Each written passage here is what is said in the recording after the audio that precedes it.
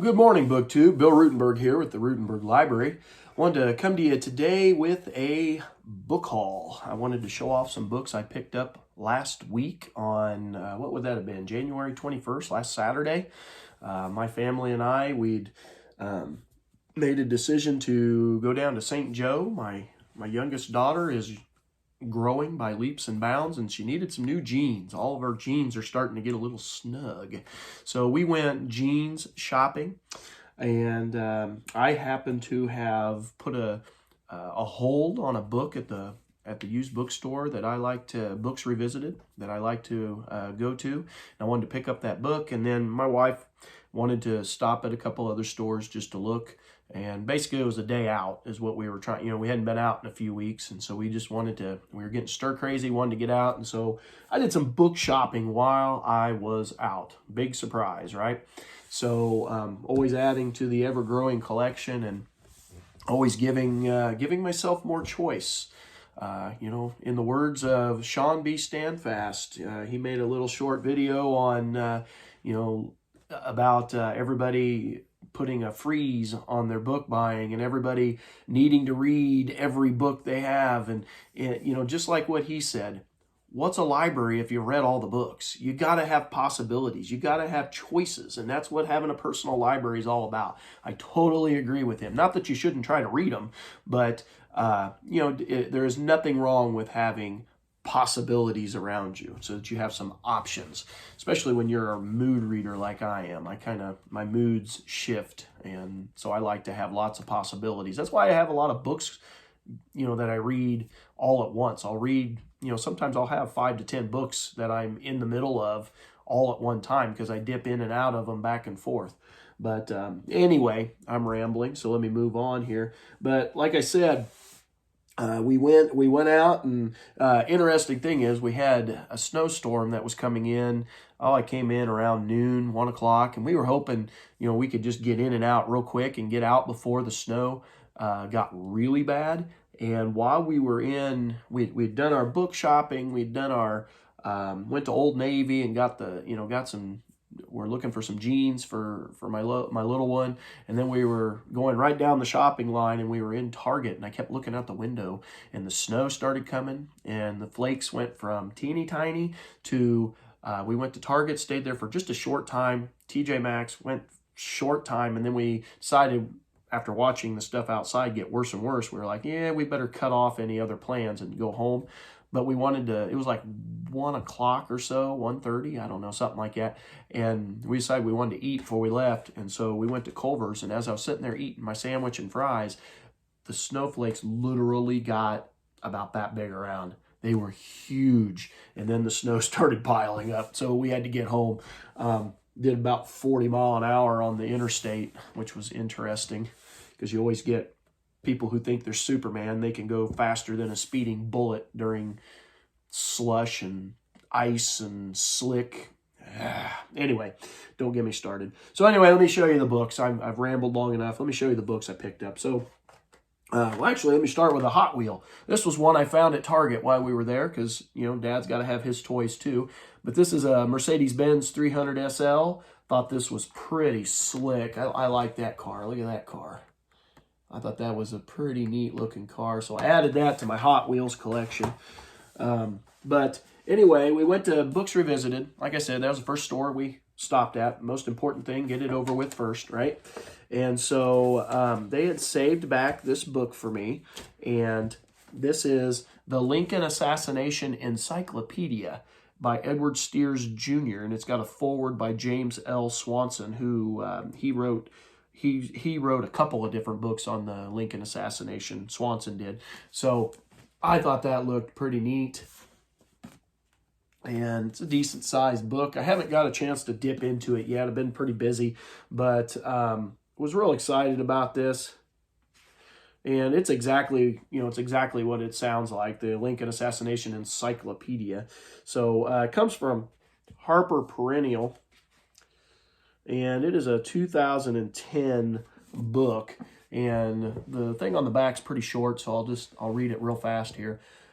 The first book of its kind, the Lincoln Assassination Encyclopedia, is a truly indispensable guide to one of the most dramatic and fascinating events in our nation's history, the murder of the 16th President of the United States. Written by Edward Steers Jr., acclaimed author of Blood on the Moon, one of the world's leading authorities on the subject, and here is an exhaustive, highly readable resource that includes all the known persons, places, events, and conspiracies connected to the tragedy, more than 150 period photographs and maps, many never before published.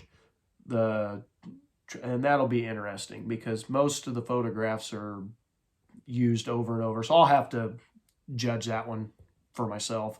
But anyway, the truth behind the hoaxes, myths, and legends surrounding the assassination in a comprehensive narrative and timeline of events and more. So I'm looking forward to digging through that.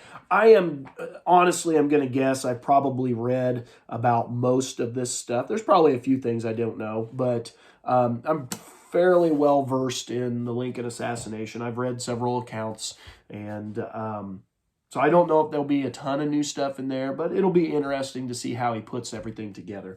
So let's go ahead and get these out of the way. The Books Revisited has a magazine box, and any donated magazines, they don't charge for them. They just put them in there and you dig through, and they're free if you want them. And I dug through and I found one aviation history magazine and 2 Civil War Times. And those are rarities because you do not see those at Books Revisited very often because, I mean, people snatch them up pretty quick. So I got the May of 2022 Aviation History, the Luftwaffe's Lost Cause. It's got articles, How Air Power Woes Doomed Germany at the Battle of Kursk, Where There's Smoke, Pilots Combat Forest Fires from the Sky, and then Money Talks, a wealthy sportsman becomes an aviation pioneer. And I haven't read any of these yet. It's been sitting on my desk. I haven't gotten into it, so I can't really tell you much about it. But these next two are right in my wheelhouse, Civil War Times.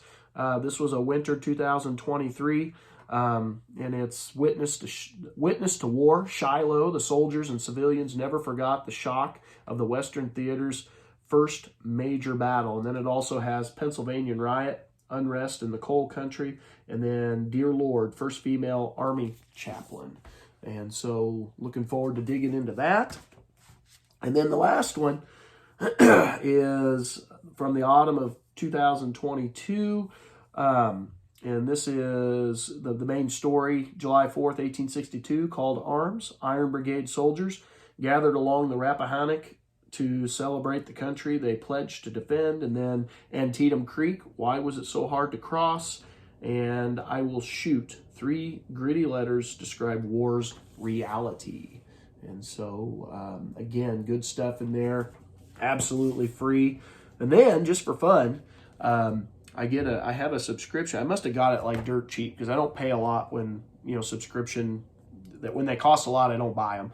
And this one must have been a cheap one, or maybe it was even free. I can't remember. But this is Mother Earth News.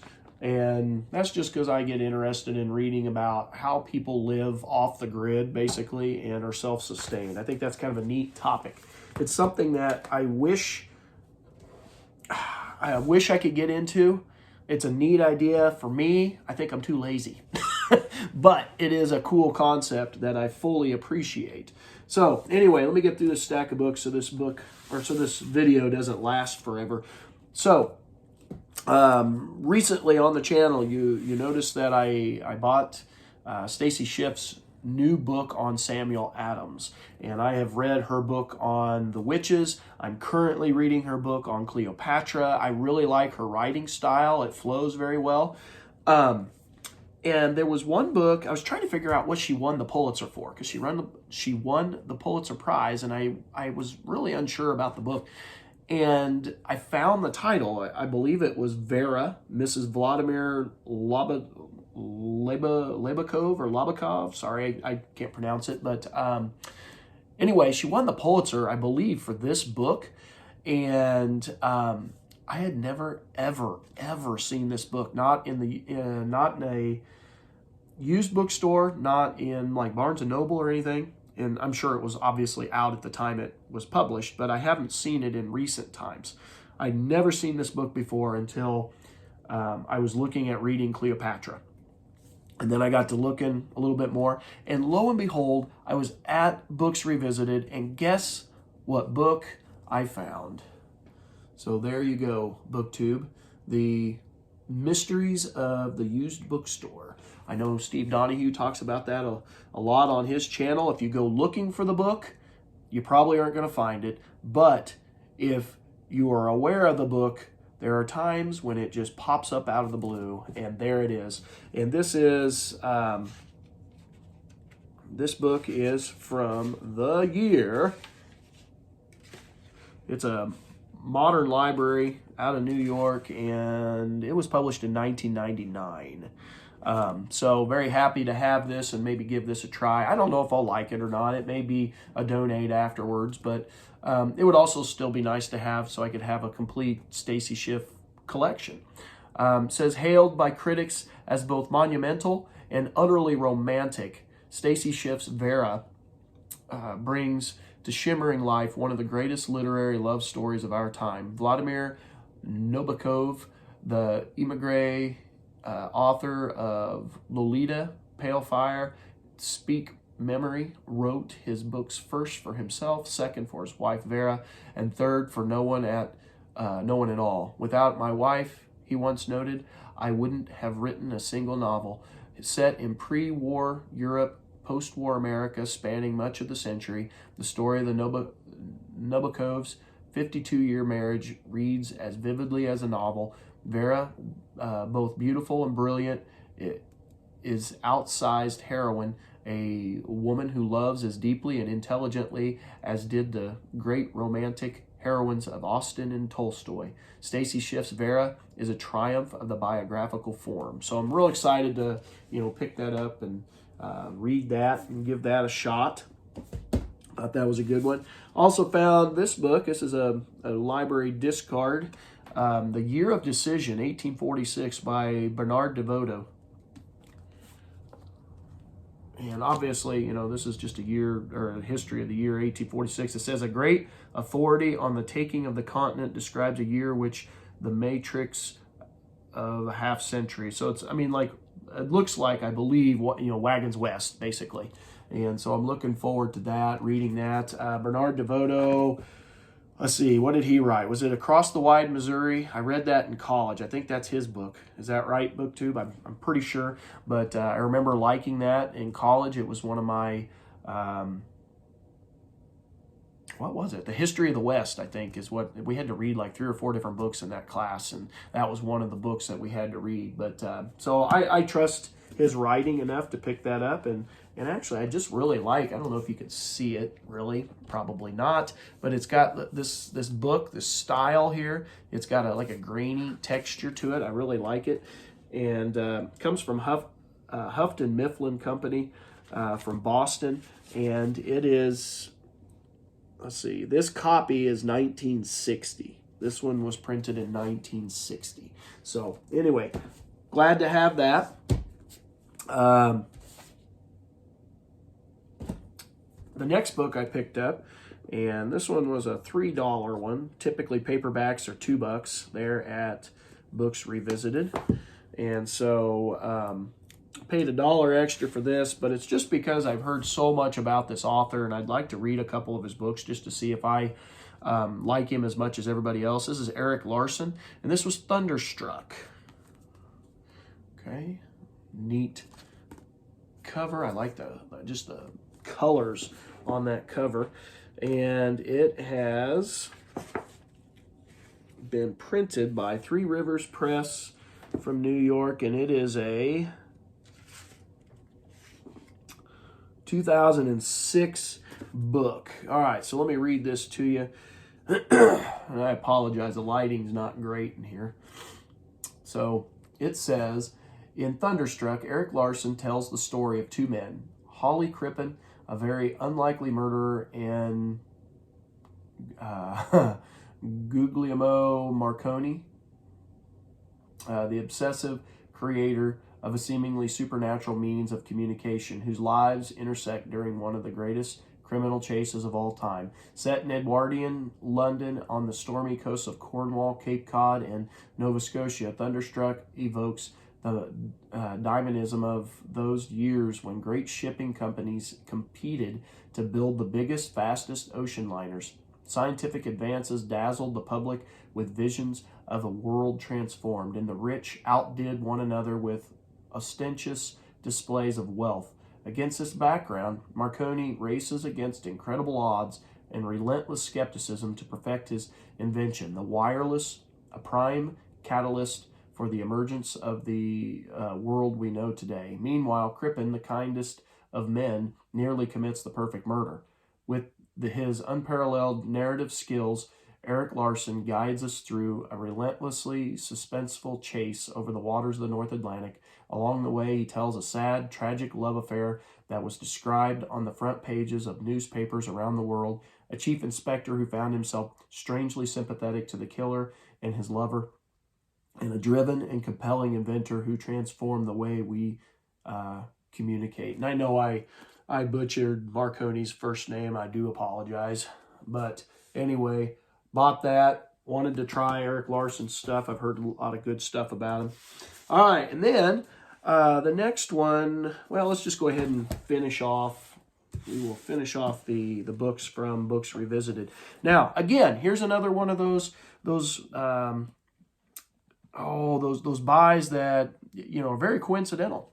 So Steve Donahue's been talking about a read-along of Barbara Tuchman's A Distant Mirror. And he's been talking about that on his channel. I was kind of scratching my head like, yeah, I think I kind of want to do that. But I have no book. I'm kind of on a book buying ban from Amazon a little bit, or at least slowed down. And so I wasn't going to buy from Amazon. And so I was just going to kind of sit and, you know, listen in on, if he made videos, just, you know, listen to what he had to say. And I honestly had never seen this book at a used bookstore here in the Midwest. And he says it comes up all the time at your bigger used bookstores, but I'm just not around a big used bookstore. So I was tickled to death when I went into Books Revisited and I saw Barbara Tuchman's A Distant Mirror. And so there you go. It's the calamitous, there we go, calamitous 14th century. And I know it's going to be a little bit ahead of the time period for Historathon. I'll be reading it in the wrong quarter of the year, but I wanted to see if, and I don't know if I'll be able to keep up. That'll be a big part, if I can actually keep up in the reading. But I wanted to give it a try and see if I could read along with his read-along he's putting together. And so this book's in like beautiful, beautiful condition. The spine has a little bit of a bend to it, but it's not broken by any means. It's in almost new condition as far as a used book can go. And this is from Ballantine Books, and it is a 1979 edition. And so this book is a year older than me. And so it is in, I mean, it's still got its shine, it's clean. The pages have not really, I mean, they've started to color, but not terrible by any means. So I was really excited. Still smells clean. That's always good. Anyway, that's one of those weird book lover things. But anyway, the 14th century reflects two contradictory images. On the one hand, a glittering time of crusades and castles and cathedrals and chivalry and the exquisitely decorated books of hours. And on the other, a time of ferocity and spiritual agony, a world plunged into chaos. Barbara Tuchman, oh my goodness, I can't say words today, anathematizes the century, revealing to us both the great rhymes of history, or the great rhythms of history, and the grain and texture of domestic life as it was lived. What childhood was like, what marriage meant, how money, taxes, and war dominated the lives of serf, noble, and clergyman alike. Here are guilty passions, loyalties and treacheries, political assassinations, sea battles and sieges, fear of the end of the world, corruption in high places, and a yearning for reform, satire and humor, sorcery and demonology, lust and sadism on the stage. Here are proud cardinals, beggars, bailiffs, feminists, Jews, university scholars, grocers, bankers, clerks, sorcerers, mercenaries, saints and mystics, lawyers and tax collectors, and dominating all, the knight in his valor and furious follies, and a terrible worm in an iron cocoon. So this is going to be, I think, a wonderful social history of the Middle Ages, and I am very excited about that. I teach the Middle Ages to one of my world history classes, and so this is going to be a wonderful, wonderful book that I'll be able to go back to over and over again to help me in my teaching, help me in my overall knowledge of the time period. So I guess I thank Steve Donahue for putting that on my radar to begin with. I'm pretty excited about picking up that book. So now the next handful of books I can go through fairly quickly. The first one is I just got done listening to, and I've read this book, or I thought I had read this book anyway, a long time ago, like 20 years ago at least. And I have watched the movie, the 1978 or 9, I can never remember what year, 78, 79 movie, All Quiet on the Western Front. I watch that with my kids in class every year from my 7th graders when we get done with World War II, and we talk about attitudes of war right after World War I, and just try to show them different points of view, not only from the Allied side, but also the Central Power side, German side. And, you got a lot of pro-war people, obviously, in World War I, but you also, you had people who didn't want to be in the war. So anyway, long story short, I picked up All Quiet on the Western Front, and look at that cover. Is that not awesome? I thought that was about as awesome a cover as you can get. I wasn't sure if I had a copy of this. I thought I did somewhere in the collection. I'm not sure, but I couldn't pass up a book in that good a condition with a cover that looked like that. That was awesome, and it's not going to take up any space at all. It's a short book, but what had it on my mind was I just got done listening to it on audio because I was doing dishes, and I listened to audiobooks while I'm doing the dishes, and we just got done talking about all this stuff in class, and so listened to the book being read, and it was awesome. I cannot remember. I probably need to see who did the voice for it, but they did a great job in their reading of All Quiet on the Western Front by Eric Remarque. So anyway, again, this is a anti-war German point of view from World War I. This is a, Crest book, and it was printed in 1958, it looks like, 1958. So pristine condition with the spine of the book and everything. I was just pumped about that. Next, you guys know that I've been doing a read-through, very slowly, but a read-through of Michener's work. I'm reading Centennial right now, thoroughly enjoying the book. I love it. I have Hawaii sitting right here on my desk. That's going to be my next one. But I had never even... I've never seen the book. I've read it in a list of his books, but I want to read through all his works. And I saw this, and it was Creatures of the Kingdom, Stories of Animals and Nature. So a nonfiction book by, or I think it's a nonfiction book anyway, by James Michener. So, not real big like most of his books. Thought that would be a fairly quick read. It's only, 300 pages? Yeah, it's just over 300 pages. This is... a Fawcett Crest, and it is printed in 1993. So I got that. That'll work in well with my read-through of all of Michener's works. Again, a very slow read-through. I know Mark over at Book Time with Elvis was talking about doing, I'm pretty sure it was a Michener in 2024. I think he was planning on maybe putting something together. Him and Sean Stanfast had talked about that on one of their videos, and he wanted to do a read-through of his stuff. And so I was like, hey, I'm already doing that. I could probably join in on that a little bit. Now, the last two paperbacks that I've got are crime crime books, hard case crime in particular. I really like this new imprint. I mean, the company hadn't been around all that long, maybe 20 years or so. And they're basically going back and they're reprinting those old pulp novels. And then they also have some new stuff that they print. But this is the very first one in the series. You can see 001. This was the very first one in that series, and it's by Lawrence Block. It's Grifter's Game. Now, I haven't read these yet. They'll read super fast. I'm going to read them soon.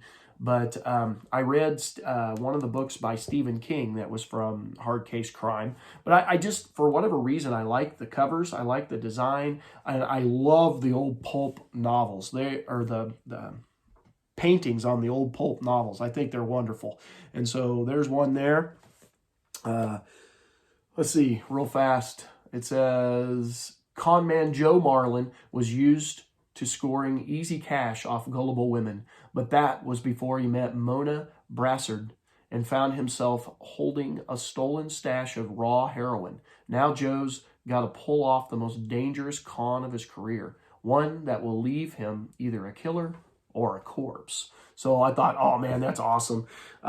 So yeah, got that. And then the other one that I found on the shelf, and there may have been more, and I just didn't look hard enough. We were getting to that point where we needed to move on to the next store. This is also by Lawrence Block, and this was Hard Case Crime's 28th printing, and this is Lucky at Cards. So a lot of these old pulp novels, they have, you know, a little bit of racy photo on the front. I mean, that's not that racy, but you get my drift with that. But that was another one. This one was printed in Hard Case Crime. Printed this in 2007. It's originally a 1964 book, it looks like. So this one says on the back, at cards and with women, Bill Maynard knew how to cheat. On the mend after getting run out of Chicago, professional card sharp Bill Maynard is hungry for some action, but not nearly as hungry as Joyce Rogers, the tantalizing wife of Bill's latest mark. Together, they hatch an ingenious scheme to get rid of her husband, but in life, as in poker, the other player sometimes has an ace up his sleeve. So, looking forward to that. That'll be fun. Again, those are really quick reads. And then, last but not least, I thought this was an awesome find. We had to go when we got home, because we came home early because the weather was just getting bad. And by the time we got home, we knew we needed to get dog food because Clover likes to eat for some reason. So we had to get her some dog food because we were running low. And so we stopped at Dollar General. And of course, as my wife's going around, she was picking up, you know, some of the essentials, toilet paper, paper towels, laundry detergent, dog food, that kind of stuff. While she was doing that, I went over they got a little section of books. It's pretty small, but every once in a while they bring in some good books. And I found The 3 Lives of James Madison by Noah Feldman, Genius, Partisan, President. And so nice, big, thick, got a little bit of it's on the bottom, a little bit of a remainder mark on it, but I was okay with that. Big, thick book, pretty heavy. Oh, well, let's see, upwards, getting close to, 700 and, well, what is it, 770? 771? 770, I know it doesn't matter, but now I'm already into it. There we go. 773 pages long. So it's a big, thick, heavy book. It was a Random House book and printed in 2017. So fairly new biography within the last few years. New for my library for take that for whatever it means, but it's new for my library. But I was happy to pick up this James Madison biography. I don't think I need to really read anything. You get the idea. Genius, Partisan, President. So anyway, BookTube, that is my book haul from January 21st when we went to St. Joe, when we probably shouldn't have because of the weather, but we did anyway. That's just how we roll. But anyway, thank you for watching. Thank you to all the new subscribers out there. I hope everyone's doing well. And yeah, what kind of new books do you got? What are you reading? Let me know in the comments section. So thank you for watching. And until next time, happy reading.